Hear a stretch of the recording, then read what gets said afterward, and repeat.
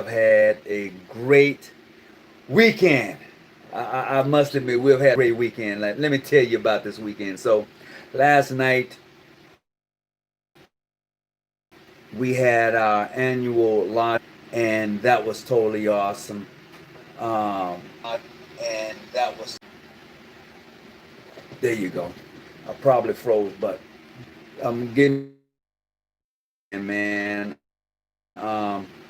It's still not over yet. That's the thing. It's still not over yet. So we have done the thing. He's been here fellowshipping with me over the weekend. He then decides to say, "Hey, I'm down here in San Diego. You know, tonight we had an apprentice we brought through last night, so that was great. You know, I need to get your feedback on what did you think about your initiation into the primitive rites. You know, the whole thing. What did you get out of it? What's your expectation? The whole thing." Well, I've had a wonderful time this weekend. It's a little different from the Scottish and New York Rite degrees, Mm-hmm. big philosophies, um, the essence to delve into that knowledge and it was a great time. I enjoyed it, and we were up to like 3 in the Yeah, he morning. was up to 3 in the morning. It was, My wife cracked me up. She said, "So you have people don't prefer Mhm. the primitive rites, and some do." And I will tell you,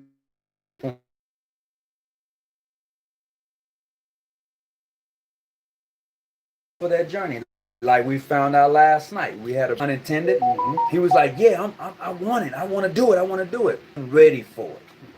And I couldn't do. I Um, you would be remiss to, uh, to do it, but Mhm. we have to really know to. It's like when we come into Freemasonry, Mhm. we take that first degree. Correct. We have no idea what to expect, and as we proceed, it doesn't make you a smarter Mason, or we know that the basics of Mason. If you want to get past, I'm not that brother that wants you to know what you're learning or what you're teaching. Yeah. So it's the same thing when you start to, you Mhm. know, it took me down a different path, but this was, um, but at the same time, it ties everything together. Mhm. It puts you on a path of esoteric learning so that you study the work and learn exactly what it is you're supposed to. Sprinkling and putting oil on. How would you think and we're doing the how it's supposed to, and these things that are happening. Expresses according, um, because even in the first 3 degrees, it can it can kind of shake your faith a little bit. Mm-hmm. But when you start dealing with the primitive rite, Mm-hmm. I think if you're really into your dogmatic religions and you're focused on those, Challenging. very and hermetic studies, no matter what they are, Mm-hmm. can challenge and kind of shake the foundation of your faith if you're not. Mm-hmm. And we know that religion does not take away from Masonry. I'm sorry, doesn't take away from your religious teachings. Mm-hmm. You have to learn to balance the two. Okay. Now I will say that Masonry in itself, and especially dealing with this new primitive rite, which is new for me, Mm-hmm. it makes it a little more difficult to balance. For a brother that you know, people are afraid of anything that challenges their dogmatic belief. And I would tell you this: Mm-hmm. it will challenge that. Yes, I agree. I It agree. will. But Mm-hmm. you have to be grounded enough Mm-hmm. to understanding. And if you're not grounded, Mm-hmm. it's going to challenge your very being, your very fiber, that ruah, that breath. It's going to challenge all of that, but you have to be grounded. Right. And if you're not grounded, when this thing comes your way, you're not going to be ready for it. Right. I agree. I agree. You know, totally. And people say, well, you know, this didn't come to me by overnight. This was not like wham, I'm here. Mhm. This was for me a gradual process. Mhm. And then it came a time to where I was able to accept it. You know, because I would say this, brother Deputy Grand Master State for John G. Jones Grand Lodge, Brother Eric Sutton, often said that in his teaching, he was, from the time this brother was raised to a master mason, he was strictly esoteric. Mhm. And we told the brothers in our lodge, don't go to him. Okay. Not out of disrespect, but they wouldn't be ready for what he had and how he was explaining it. Right. Right. Because sometimes you have to give people ingredients in order for the pie to be made. Right. So you got your eggs, you got your sweet potatoes, you got your little flour, you got your nut and eggs, you got all of them ingredients to make the pie. Right. Okay? Right. But them alone by themselves is really, you know, you can fry your eggs, you can take the powder and make the flour and make some pancakes and do it. But when you want to make that pie, you need all those ingredients. And some people just not ready to be the pie. They ain't ready for that. And not only do you need the ingredients, you have to have the knowledge of how to mix them. That's where your alchemy comes into play. You got we talked about the alchemy last night. That's where that alchemy comes to play. Absolutely. But hold on just a second. Before we go any farther, everybody who's coming on tonight, I want to say thank you for tuning in tonight. We know it's a little late. It's the weekend, and you can't be out partying now. You on lockdown. I don't care where you at. Georgia, or the Carolinas, the Virginias, Maryland. You know, y'all probably on lockdown. New York, lockdown. I'll tell you today, this is a funny thing. Whoa. Eric B, what's up? Thank you. I appreciate that, Eric B. All right, thank you. And Brother Eric Collins tonight is the administrator. He's making sure everybody's still on tab. I would tell you today, so we went over to Coronado Island today, right? Yeah. It's if you ever come to San Diego, California, I'm going to have to take you to Coronado Island. Absolutely. And boy, I would tell you, it's a different world than where you come from. Yeah. Because, Every bit of the words I just said. yeah. Go ahead. Because it was like the COVID-19 stopped at the bridge. We're not allowing COVID-19 here. Yes. Because man, the beach was full, the restaurants were jumping, people were enjoying themselves, sweating themselves out from the outside world. You would not even know COVID existed. Except for the fact that we saw some signs that said Black Lives Matter in some folks' yard. Yes, we did. You would think that they were cut off from civilization. Look, man. I'm telling you, if you ever come to California, you know anything about Coronado Island, anything about it. When you see Black Lives Matter in somebody's yard, a flag flying saying Black Lives Matter, it lets you know that they're connected. Yeah. But they are in a whole nother world. Yeah.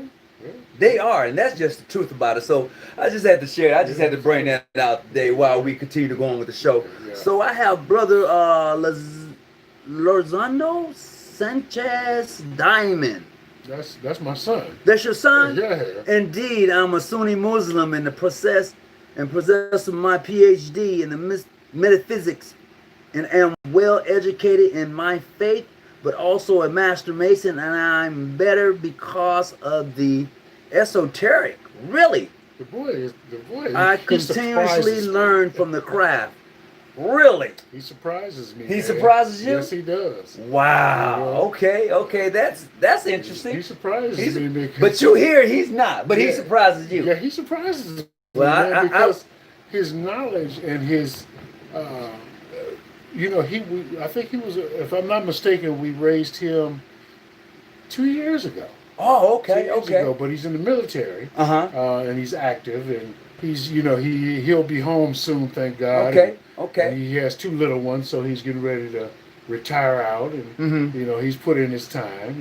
He went in to Norwich University right out of high school, Right. on a scholarship, down there in Virginia. Okay. And he's put in his time with them, and he's got a little girl, and a little boy. Okay. And it's time for him to be daddy and be closer to home and raise them. So matter of fact, a lot of the brothers are waiting on him to come home because they miss him. I would tell you, based on his post, looks like he may have a little upper hand on you. Really? He might be helping you if he comes this way. I can see, honestly, and I'm not just saying it because he's my firstborn. Right. But I can see him in a few years because I know how I was when I got into masonry. Okay. And how my thirst for knowledge. Mm-hmm. And sometimes he's off into stuff that the average master mason, I would encourage them to kind of stay away from, because the average master mason is not ready for it.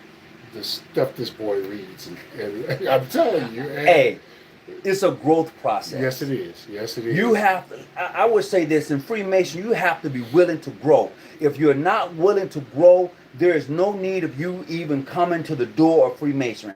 I can honestly say that. To Traveler Light, thank you very much once again. I appreciate the donations. I appreciate all you do, the information you share. Hey, bruh, I appreciate you. Absolutely. I can actually, I can say that from me to you. All right. So, brother Charles, okay, I thought I already hit you with that address, brother Charles. Hey, I got a story I'm gonna tell right quick before we go on. Right. And I got a call today from a brother who's an inner apprentice. Mm-hmm. A lot of you know, this brother's an inner apprentice mason. I got a call from him today. He said, Brother Hawkins, I seen a guy with a ring on. This is a true story. You was with me, right? Yeah. He said, there's a guy that had a past master ring on. Yeah. This brother is an EA.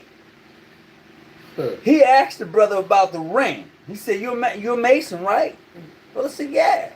So he started to Q&A this brother, so-called brother. Started hitting him up, boom, boom, boom. Then he asked the brother, he said, you a past master and you can't answer these questions? And then the brother said, well, I'm a Mason.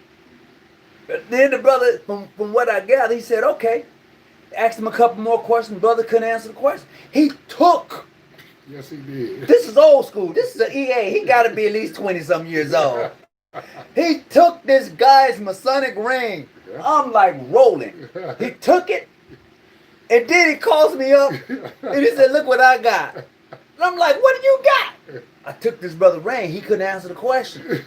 And brother, this is 2020. You a bad Mason. Yeah. You a bad Mason. He took the brother ring. Yes, I ain't heard those stories in a long time. Yeah. Just be careful when you take people's stuff, though. Yeah. Be careful.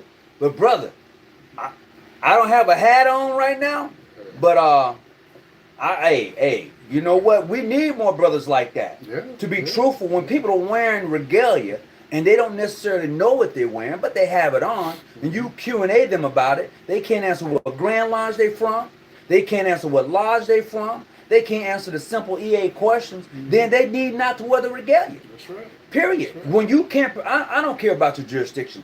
You can't produce a membership card to a Masonic lodge or Grand Lodge. No, you need to take it off. Yeah. Yeah. But be safe when you're doing that. I mean, I had to tell that story. Definitely be safe, for real. All right, so look, we're gonna get right back into our topic today is primitive rites, Freemasonry. I really, this weekend has really been a joy for me, having Grandmaster Larry Diamond down from Lancaster, California. He's been here all weekend. The fellowship has been great. As I say, the fellowship is real. Absolutely.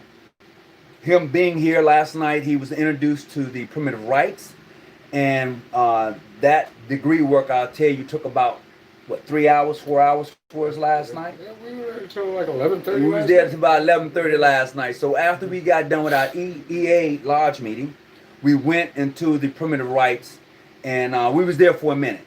Yeah. And like I said, everybody is not ready to be sprinkled. They're not ready to be dipped in oil. They're not ready to be tap with the sword. Okay. They ain't ready for it. Nah. Because what you find is that people will talk a good game until it faces them in the eye or faces them face to face. I said faces them in the eye. But when it faces them face to face, some people ain't ready to drink from the skull. No. They're not ready to pass the cup. Huh. You know, they looking at you like, what? Okay. I gotta do what? I gotta crawl. What? Everybody ain't ready to do that. No, because there's a journey you take when you enter that rite. Yeah. Absolutely.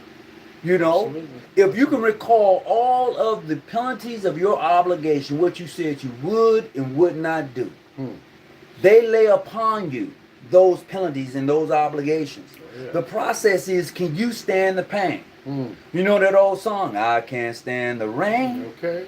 Yeah. Huh? Against my window. Against my window. Can you stand the pain of that which you proclaim? Huh. Of those solemn obligations that you took to get to where you at? Can you handle that? Everybody ain't ready for those magical numbers. No. No. Everybody ain't ready for that. No, they are not. You know. No, they are not. So when you get there and you understand that you're dealing with something a lot more, to me, a lot more intense in your first 3 degrees, a lot more intense in your Royal Arch or your Scottish Rite. Yes. Okay? I agree. A lot more, to me, a lot more intense, because when you get into the sacred numbers, and some of you brothers may already be familiar with the sacred numbers or sacred geometry, this and that, you may already be familiar with it. It's the process of getting you there, of being initiated into this primitive rite. It is. And I would tell you that, you know, for some are not ready for the charge. Reread that charge when you get home. I will. Everybody ain't ready for the charge. In every degree that you receive, there's a charge. Inner apprentice has a charge. Every one of them gives you a charge. And every one of them in the charges, they tell you what is expected of you. And a lot of us don't go back and read the charge that is giving at the end of your initiation. They give you the charge. Some don't even go back and read it. And I'll say too, for those brothers that go through the work when they're receiving their degrees, because you have some brothers, man. I've been doing this quite a long time. Right. And you have some brothers that they go through the first degree, second degree, third degree, and they get what they need, and that's where they become a master mason. I don't need to do this. I don't need to do that. And the only time they ever pull that ritual out is when they hit the lodge and it's meeting night. Right. And they pull the ritual out, and that's the only time they do. They don't study. They don't read. And I've heard brothers complain, well, I don't get the teachings. And, you know, your master can only teach you so much. Correct. The rest of that is up to you to delve into those books and into those teachings that you receive, and not just look on the surface of them, but go deeper into it and find out what the esoteric meanings of those things are. Right. Because I found even with the primitive rite, it takes you right back to that first degree initially. Did it not? Yes, it did. Initially, it takes you right back to that first degree. I had an old brother. He was my teacher for a long time, and Brother Scott, he's in his 80s. And Brother Scott used to tell me, he said, you know, you only supposed to greet a brother on the first degree when you greet him. He said, if a brother try to take you higher than that, he said, drag his behind on back down to that ground floor and weigh him out. And even with, my point with that was this. If you're that type of brother that you're trying to get the degree just so that you can say you have it, it's not for you. If you're that brother that once you get the degree, you don't crack open a book, it's not for you. Because with the primitive rite, I found, and like I said, I just received it last night, brothers. But the teachings were fluid, and I learned a lot. And if you're not willing to open up that book and study and learn and go through that esoteric work, you may as well not do it. Right. Because it's a little different from when you go into your initial Masonic work and you have passwords and you have signs and you have these things that you're studying to um, to make yourself proficient in. With the primitive rite, it's all esoteric. So you have to study you're going to have to study it to make yourself familiarized with it and proficient in it. Right. You can't just take the degree and then just throw it on the corner and dust it off every now and then, because it's not going to work for you. First of all, before I go any further, I want to give Brother Solomon Evans from North Carolina a shout out. Hey, Brother Charles, hit me with a text, bruh. Brother Charles, if you're still on, hit me with a text. I don't know what's going on with my phone, but definitely hit me with a text. So big shout out to Brother Vincent Gilmore. Appreciate it. Brother Vincent, I'll be giving you a call because I'm definitely going to be traveling in about 3 weeks. In 3 weeks, I'm going, bruh. I'm gonna hit it. I'm gonna hit it. For real. So just want to send those shout outs. Brother Charles, definitely hit me back. Send me a text, Brother Charles. If anybody want to call in tonight, that number is 619-985-1184. That's the number to call in tonight. And we can have this conversation with those who may be interested. I don't know if your jurisdictions allow this particular degree or not as far as the primitive rights are concerned. Some do, some don't. Some consider it to be clandestine. But what I've learned is that which people don't want you to know about, they already know about it. That's right. Things that people are hiding from you, they don't want you to know, they already know. Think about that. It reminds me about the Bible in particular.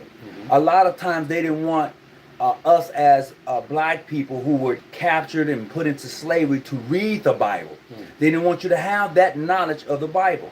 They flipped it and told you, hold on just a second. Brother Travis, what's going on with you? Man, nothing much, man. How you doing? I'm all right. I'm all right. What you got for me? Two things.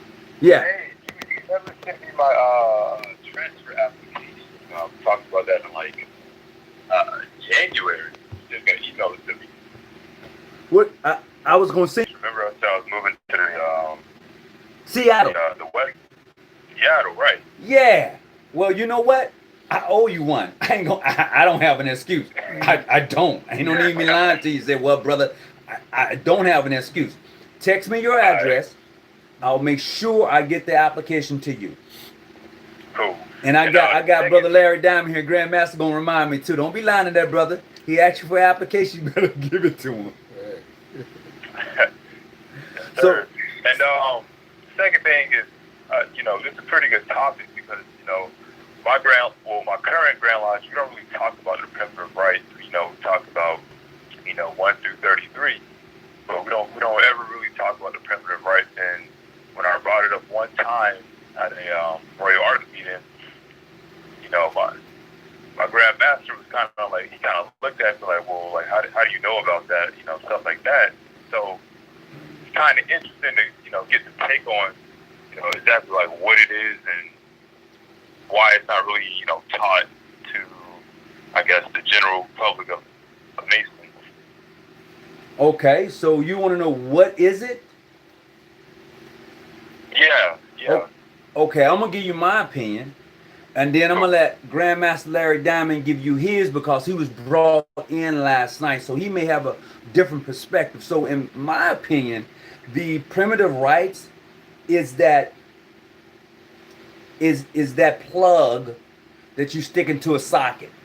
You know the socket is here. You see it every day, but until you take and put that and plug it up, you won't get the electricity needed to operate whatever you're trying to operate, whether it be an iron or a vacuum cleaner or nothing. Until you plug it up, it's not going to happen. And primitive rights is that socket. It just waits for you to plug in. And when you plug in, then you say, well, damn, this thing right, this is how it operates. This is where I should be.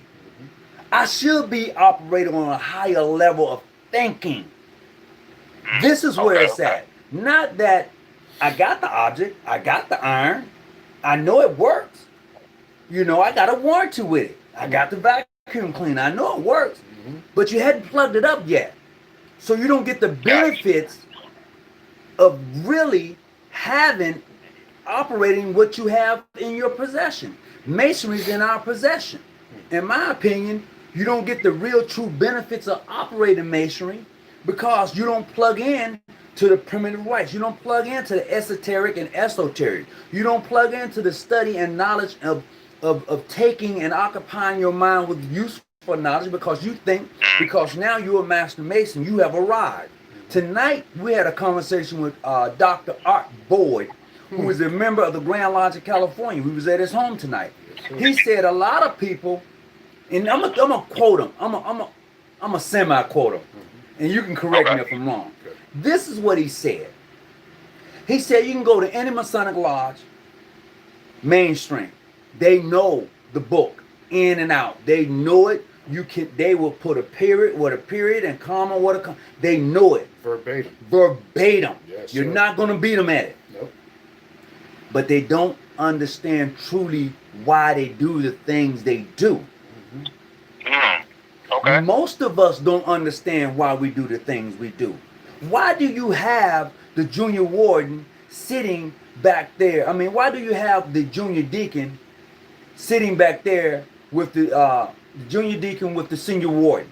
You have the senior warden with the wishful master. Yeah, we can go and pick up the book and read it and kind of get a glimpse of their activity.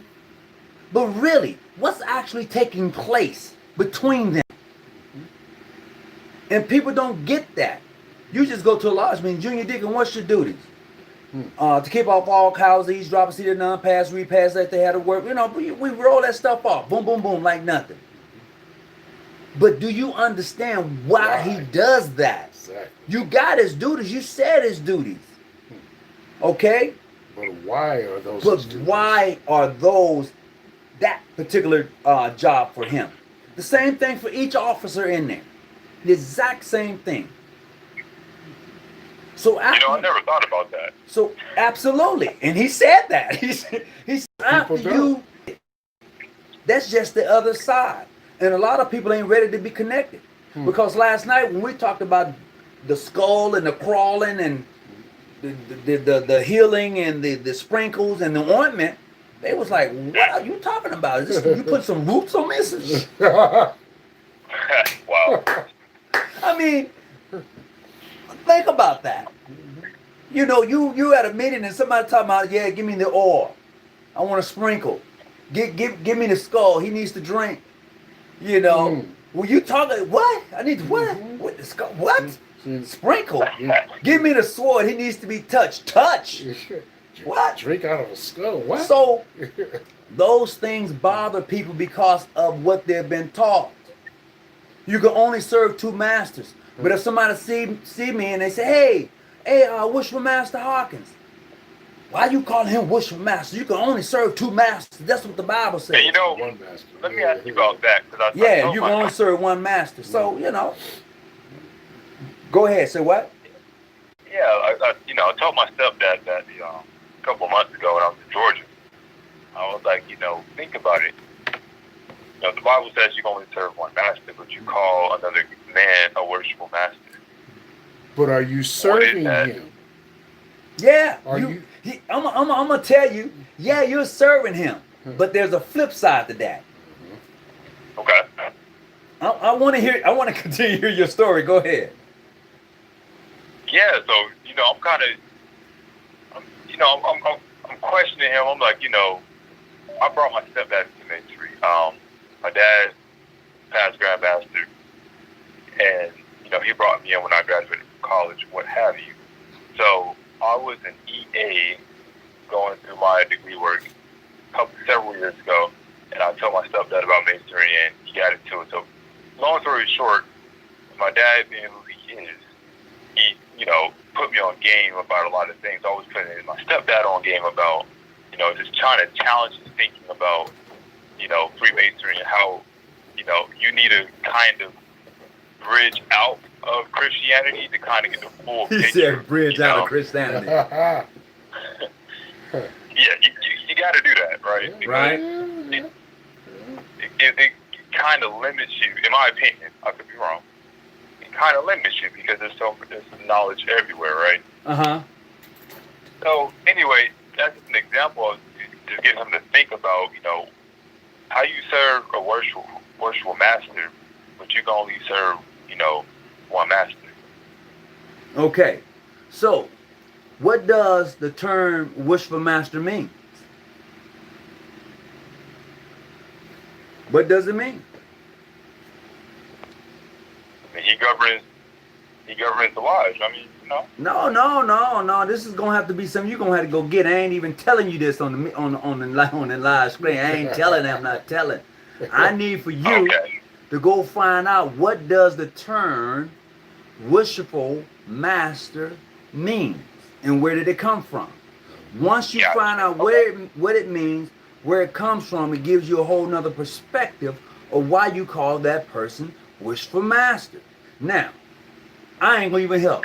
I'm not gonna even help.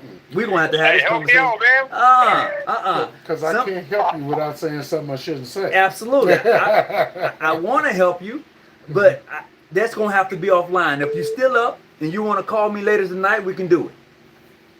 Oh, I'm up, man. So when I log off tonight, give me a call back. We'll make it happen. I'll tell you what it means. Hold on a second. I think I got another call. Hold on. Cool.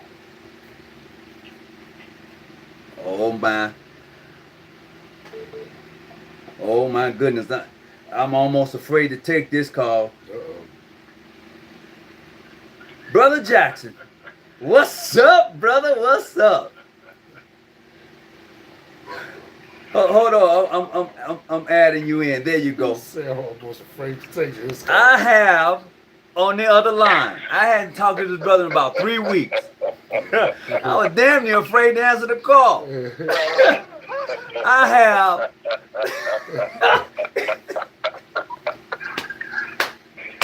Oh my God! The last time I heard from this brother, this is what he said to me. He said, "Get."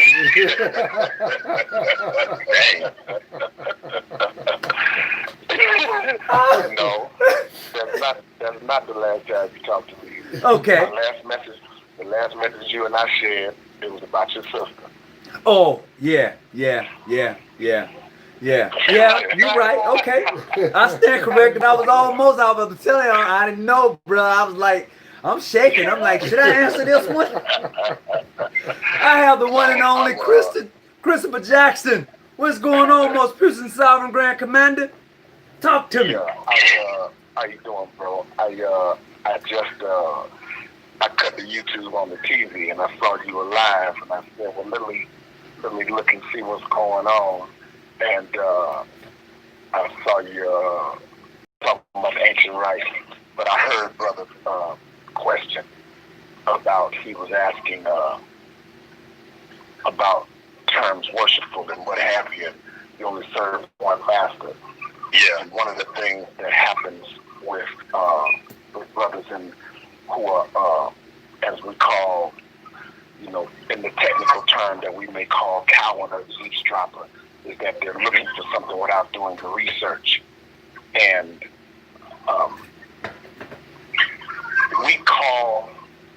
we say sir to people all the time and really don't understand what the word sir means. Male responsible, Mr., Mrs., male responsible spouse. So, when you're speaking about what is this order, it's an esoteric order. So, of course, the God that we serve is the master. Remember when I gave the lecture, I said, when you put THEE, when you put an extra letter on there, that puts emphasis on what you're speaking on.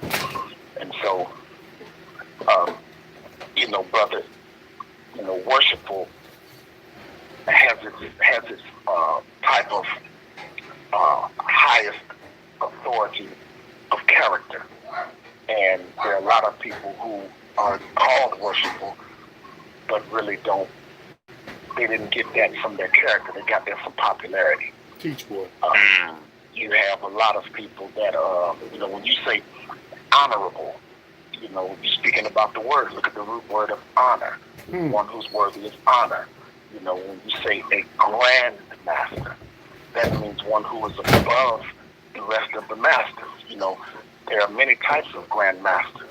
That means that he has mastered the field and everything that he has. That's the highest seat in the order. That's the highest seat in anything that you're doing. You're grandmaster in chess. You're grandmaster in martial arts. You're grandmaster in the order. So it's just on the individual study. And what can't happen a lot of times is we can't cast pearls to the swine. A lot of people don't like doing, as we call, due diligence and simply researching or going into the adept, so to speak, and studying to find out why words are said the way that they are, why things are understood the way that they are. And no, brother, there was nothing. I just hadn't been on. There was nothing that you did, nothing between us, nothing between whatever may have been said from someone else or felt from somewhere else. You and I have always had a bond, no matter what you and anyone else has done or is doing. Life is, it's not that life is too short on anything, but I treat everything in life like a bank account, and so if I can't see a return from it, I'm not going to deposit into it. And so that's what a lot of people like doing. They like creating another narrative. And so to Brother Diamond, he said exactly, just as in Islam, anyone can be merciful, but only the Grand Architect of the universe is Allah Rahman, which is the merciful. Well, if you know from reading Quran, it says most gracious, most merciful, not the merciful. The is about giving something its authority. So, well, that's God. Okay, well, no, that's the God right there. All of us are gods, children of the Most High. Right. So it's everything has a description on something higher than that. There's a reason why it's 1, 2, and 3 steps in the lodge room. There's a reason why you invite someone else to come and sit on the 3rd step with you as being in the East. So most people don't pay attention to certain rooms and certain situations why you sit in a little loftier position or a little on high, because you are the one with the, as they call it, status. And in order to obtain a status, you have to climb, which is the purpose of the winding stairs. The stairs don't go straight up like going to an office building. Hey, time out, Christopher Jackson. Time out. Yes, sir. Grandmaster Diamond, I don't know if you already said, brother, you need to go and teach. I like that, brother. Yeah. Every time I hear him on the show, man, I love to hear this brother speak. Well, he breaking it down. Now you can continue since I interrupt you. Unless you say something that you shouldn't say, because I've heard him go inside, brothers, and on the other side. I've heard him. I've heard him go. Up one side. I'm familiar with that one. Yes, sir. Keep on teaching, brother. Yeah, go for it, brother Jackson. Go and do your thing, brother. I'm learning too. I mean, we have a lot of signs and symbols and things of that nature. Before I continue with that, because I'm reading it from the TV, so there's a 5-second delay. And Brother Pedretti said the lodge voted me out. The lodge can't vote you out. Teach, bro. They can vote to not want your membership anymore. But that's not how that really goes. That's an innovation that we've accepted. You come and you go on your own, but while you're in there, you have rules and regulations. That's what the point within the circle is. The point is you. The circle are the boundaries of masonry, and the Saint John's are the law bearers of that. But it used to be Moses and King Solomon. Come Yep. on, boy. As we say, we're ancient free. So, and going back to the winding stairs, when you are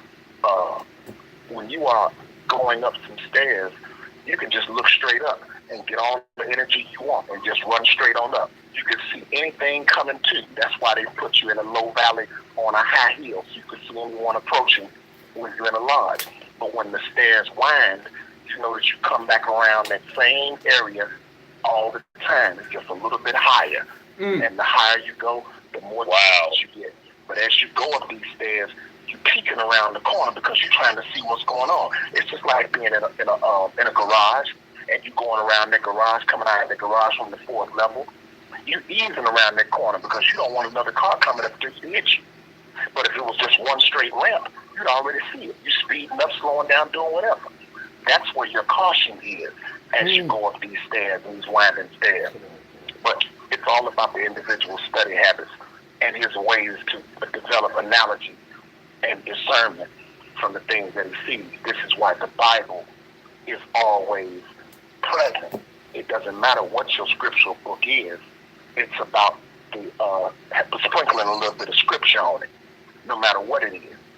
The Bible is the rule and guide to our faith and practice in ancient craft. The books change depending on the house, but the purpose doesn't. Come on.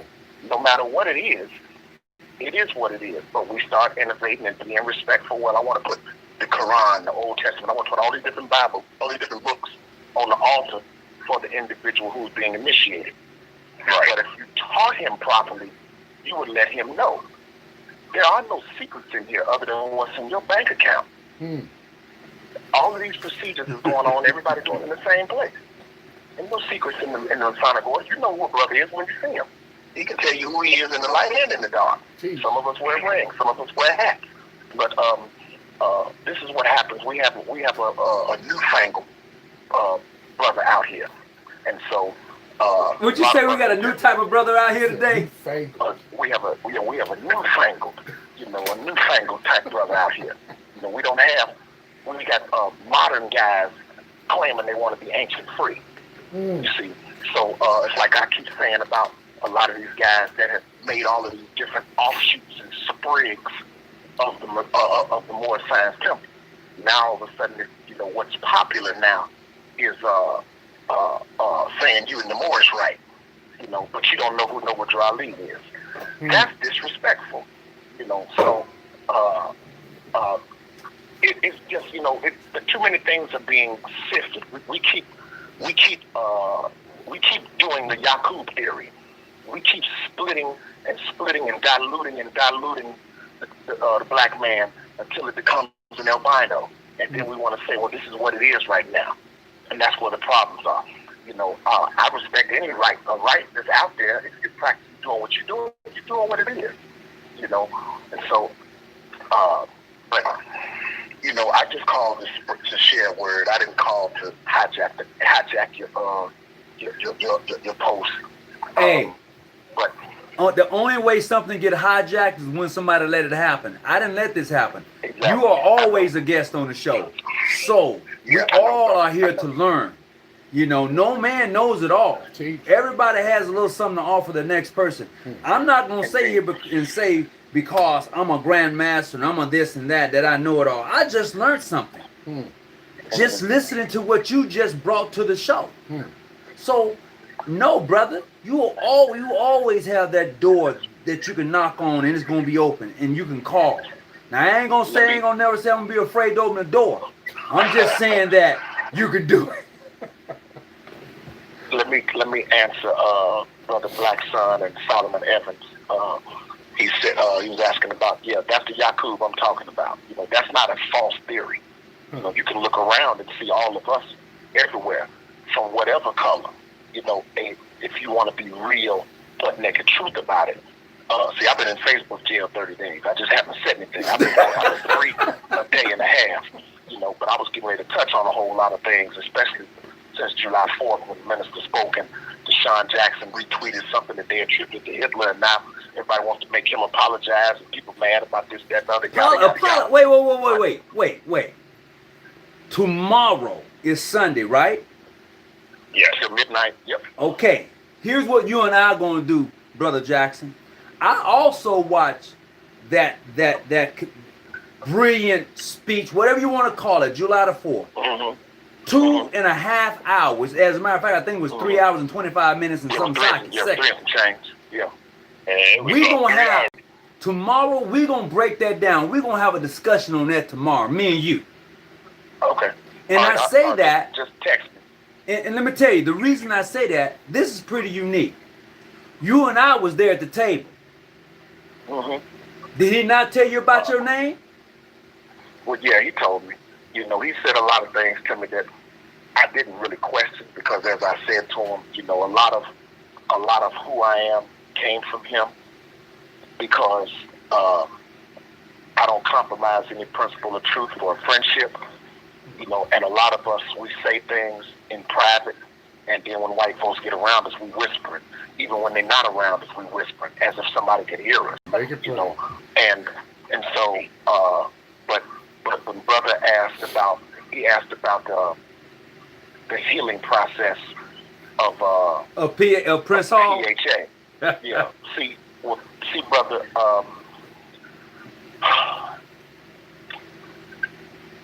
You want me to go or you go? Anything. No, I got it. I was just trying to breathe. I was sitting up a different way. There's never a healing issue. That is a practice of degradation. It's just not thought of it like that. See, when I give you something, I can't take it away. I can't take nothing away from you that I didn't give you. So now, if you're going, unless you once a Mason, always a Mason, means you never go back to the initiation. But see, if you want to tell me that, well, you have to do not Prince Hall, then what you're actually saying to me is, if it ain't your way, it's no way. But it's a whole lot of different ways to make chicken. I don't see KFC and churches fighting, you know, but I don't see Dodge and Ford fighting. And the Dodge brothers came from Ford. That's where they worked at. So we always want to have another narrative created about the healing process. See, there's paperwork that you have to sign when you go to Prince Hall to say, well, yeah, I denounce this and I denounce that. I don't want this and I don't want that. You know, I won't acknowledge anyone. But see, what makes you a Mason? Your obligation, not the paperwork that you signed and being in the jurisdiction that you're in. You know, if you come over here, you can get healed. Well, no, what do you mean healed? Where was I hurt? You know, we got 1,000 different questions and statements that we can make about Prince Hall and everything else. It really is moot because I still haven't found anyone to tell me who the junior and senior wardens were. I still haven't found anybody to tell me when did they get their first and second degree. All I heard was that Prince Hall was made a Master Mason in a military lodge. But nobody likes to discuss that. Who cares? The things that Prince Hall has done all of these centuries, all of these hundreds of years was remarkable. Nobody's taking anything away from that. But there was a time when didn't nobody recognize you, and you still going through that because you're not recognized in all 50 states. You got your own separation and issues going on within your own ranks, but you still want to stay out in the streets telling people nobody else is better than you. You this, that, and the other, blah, blah, blah. You haven't once heard me tell you who I am, what jurisdiction I'm in, what I'm doing, this, that, and the other. I don't go around talking about, yeah, well, we got this. I'm legit, you know. That means nothing. What are you doing? When you hollering about you a brother and you wearing that Thompson Square and you pass by somebody homeless, do you act like you don't see him? You see, when people out there hungry, you know, do you feed them? You know, so you know, people always want to sit back and look for something to have a discussion about. We all have our own stories to tell within our own jurisdictions, you know, and you know, when I had sent you, when I called and asked about your grandmaster's number, I wasn't aware that Brother Hill, Brother Marcus 2X, had put a message out about some distress about my mother. And a couple of brothers reached out, and that was fine because I wasn't expecting it. But this, I had to keep on. I had to keep going, and so I had to take on some things that were put on her while she's been in hospice, and so I'm dealing with some things. That's all. I'm still dealing with Grandmaster Raymond Edwards still slandering my name all over the country. He's doing what he's doing, but you got a lot of brothers that flock to him. They don't do what a man does and research on their own. You take a person for what he says and you roll with it. And so those are the brothers who really haven't been under strict trial and do examination. Stop thinking that you're my brother because you passed the initiation and you got on the Compton Square. I don't know you. There's brothers that pull up to your lodge and want to come visit. You give them more examination and things than you do brothers that you meet out in the street. You gripping them, knocking, hawking, hugging, 5-point fellowship, talking, slashing, and all of that. You don't know who he is. He could have bought that ring at the flea market. Him, what? So we say we're really, a lot of us are just on the team. We're not playing in the game. You cheering harder than you cheering like Brad Sellers used to do. Stacey King and all of them when it was time to get rings. You contributed a little bit because you made it. You want to stand strong. I got 4 rings, but you averaged 3 points a game for the whole season. So, but I don't. As you get older, you start to realize. I treat everything in life like a bank account, and if I can't see a return from it, I'm not going to deposit into it. It's really just that simple. And you can't allow your emotions to get into Brother Raymond and everyone else who are like the jackass when the man is pulling the mule. They're just following him because they're supposed to. Pray that God doesn't continue to harm your body because you just left Houston, Texas. And there's a lot of people that was around you have caught COVID now from the sessions. And God is not going to play with you. And I'm covered like a virgin on prom night. For real. God has always got my back. So the more you keep me in your mouth, the more he lifts me. And so Brother Jackson, I'm okay with that. Brother Jackson. Talk about it. Now,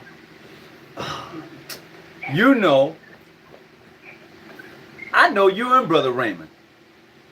Yeah. And you know how long it's been. And I know, yes, and I know there has been this.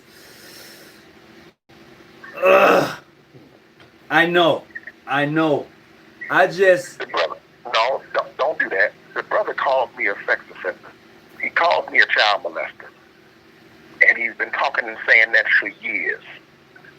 And the one thing see, when you're dealing with a grandmaster and you're saying these things, when you can't even do the simple thing of saying, let me find out for myself. All you had to do, because I have a common name of Christopher Jackson, I've always signed it Christopher Malcolm Jackson or Christopher M. Jackson. Do you realize that the information that you're pulling up about a Christopher Jackson in Illinois being a sex offender has never been me? It's a white man. I'm 50. My birthday, February the 8th, 1970.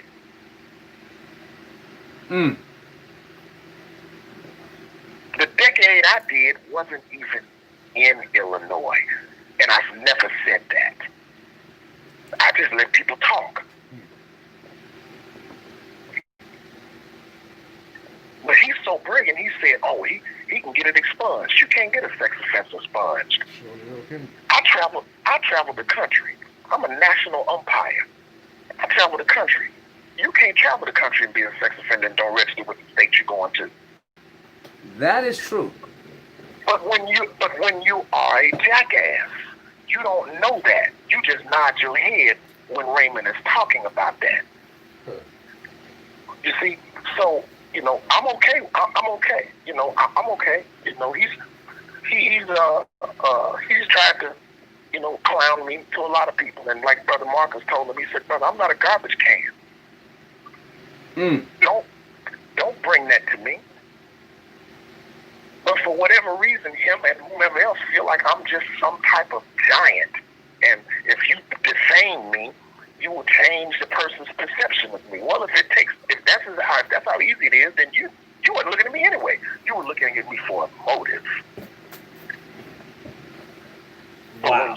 But when you put something on your chest, don't let it just be a jewel. Represent the symbolism of the emblem. So there's a lot that I could easily say and speak on about him. I don't. Hold on just a second for me. Who's calling? This is GM Boss. Hold on a second. I'm online right now. Are you calling into the show? Yeah, I'm calling. Hold on.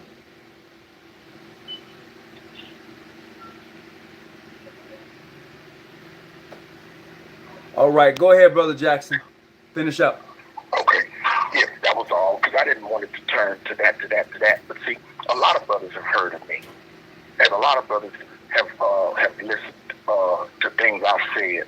A lot of brothers have allowed him to slander me, but never say a word. See, my old theme song was always the Cheers theme song. I want to go where everybody knows my name. See, you brothers didn't know that he was when I got my 33rd in 08. And he told me, so I was there, we went to Pennsylvania. Wow. I wasn't in the room, but I know he got you calling around asking for me and my information. I always told you, brother, we're all circumcised to keep the foreskin, to keep the penis clean. But we don't have, that's what makes you a Jew, the circumcision. But we don't have the circumcision of the heart. And this is why there's always larceny in the heart. And when you got larceny in the heart, what is larceny? You're a thief. So, I'm okay with that. Masonically, I'm doing fantabulistic, and, I'm okay. So, when you brothers is out there that have heard the terms, I'm the only one in the country with this authority, always question how he got it, because somebody else had to have it to give it to him. Well, there you have it. You're speaking right on, Jim.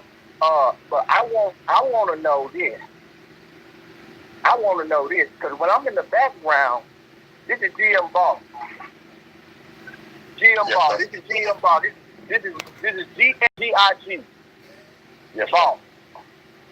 97 degrees. And Look. Time out.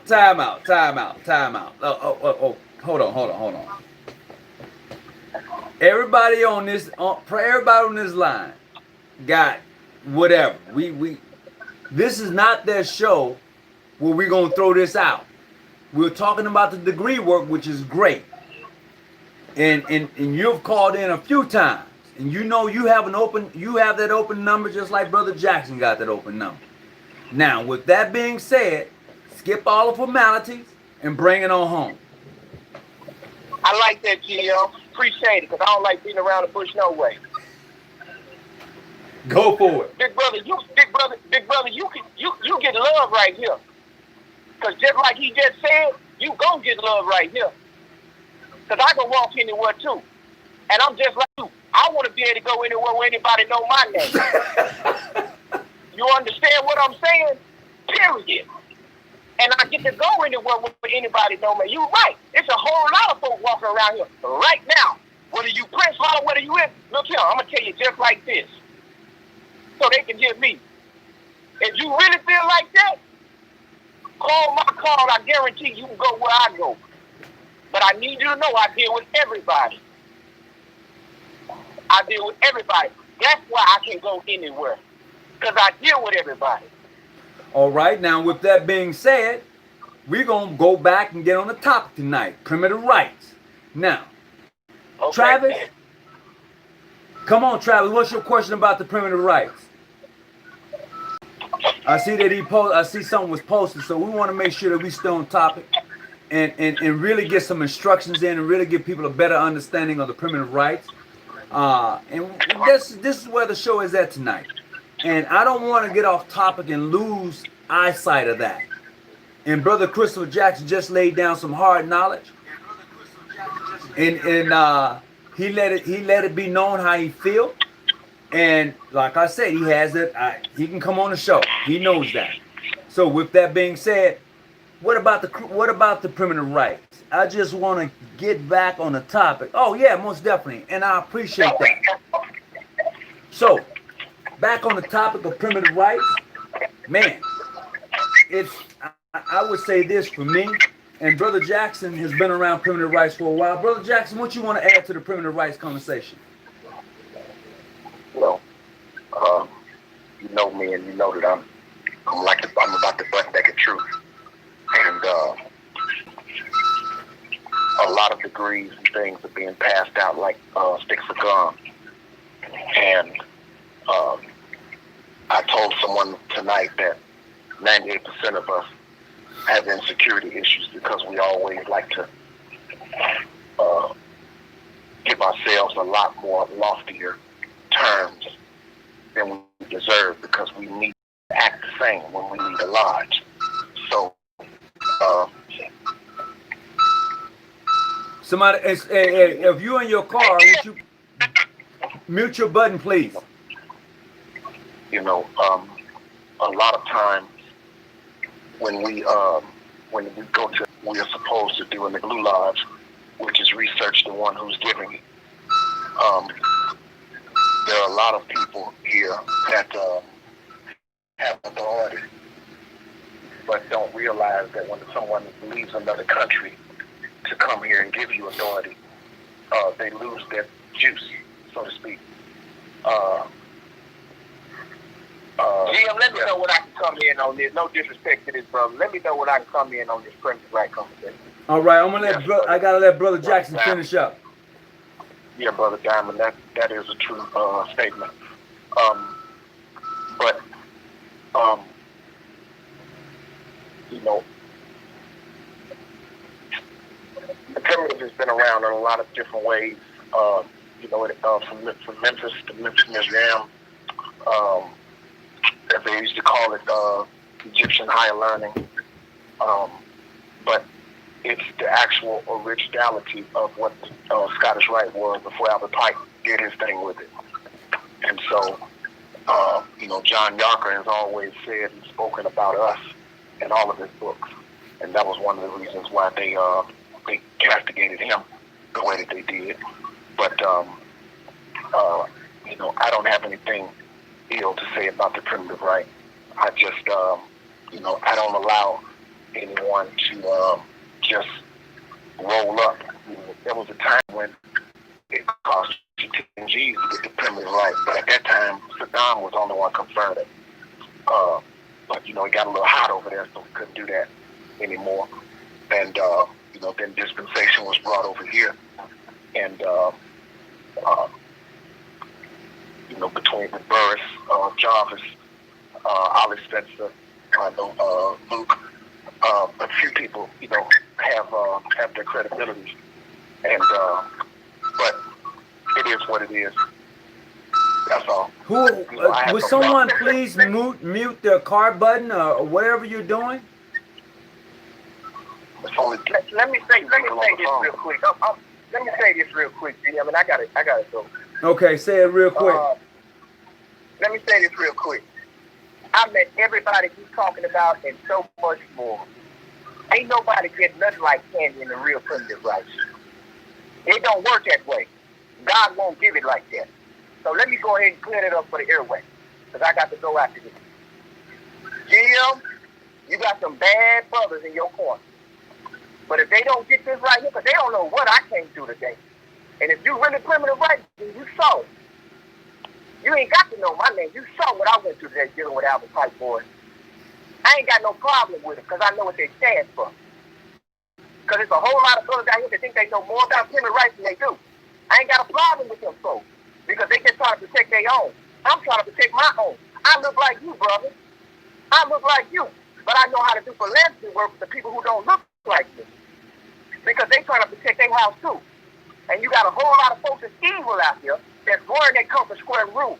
And they don't know nothing about the real law when it comes to dealing with them mountain folks. Because you a mountain folk too. You understand where I'm coming from? I go all over the world. I can come see anybody on here in less than 15 minutes. I don't care where you at in the world.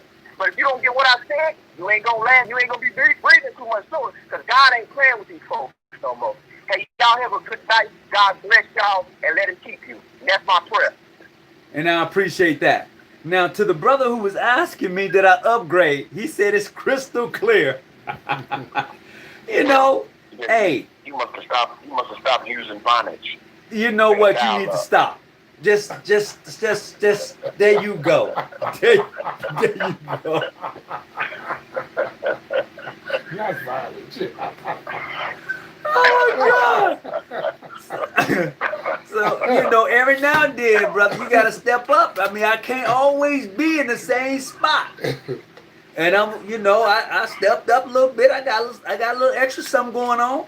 And I'm gonna get me one of them mics too. You know, you see them mics, I'm gonna give me a nice boom mic in a minute. You know. But yeah, I'm trying to do a little something. You know, to be a little different. You know, if it's a better picture, better quality, I'm grateful. I ain't lying, I am. So for about 1:15. And Brother Travis. Brother Travis, you still on? Okay, he's probably gone. But definitely I'll make sure I get that information over to you that you wanted me in regards to the application. He said he's still on. Oh, okay. I'm gonna make sure. I gotta send him the application he was requesting. I don't want to leave him hanging. But I don't have much more to say tonight. Tonight has been a good show. We stayed on topic for 98% of what we had to share, and that's great. I have Grandmaster Larry Diamond, and we're still having a great time. I don't think we're going to bed until late. I can And on tomorrow, Brother Jackson, we're gonna talk about the speech. Talk about the who? We're gonna talk about the speech that was given on July the 4th. Oh, the speech. Gotcha. Okay. Yeah, that's gonna be our topic for tomorrow's show, and we're gonna bring it full circle. You know. No problem, brother. Yeah, I appreciate you, No and I'm gonna reach out to Brother Marcus X and see if he wouldn't mind coming on too. Yeah. Okay. No problem. So I appreciate you. Yeah. I lectured for him for St. John's Day.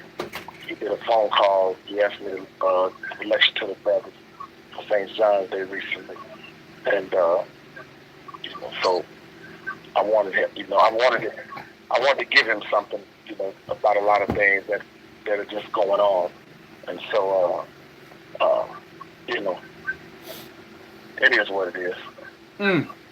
Well, all right. Well, hey, I'm waiting on tomorrow night now, but we're gonna make it do what it do, as they say.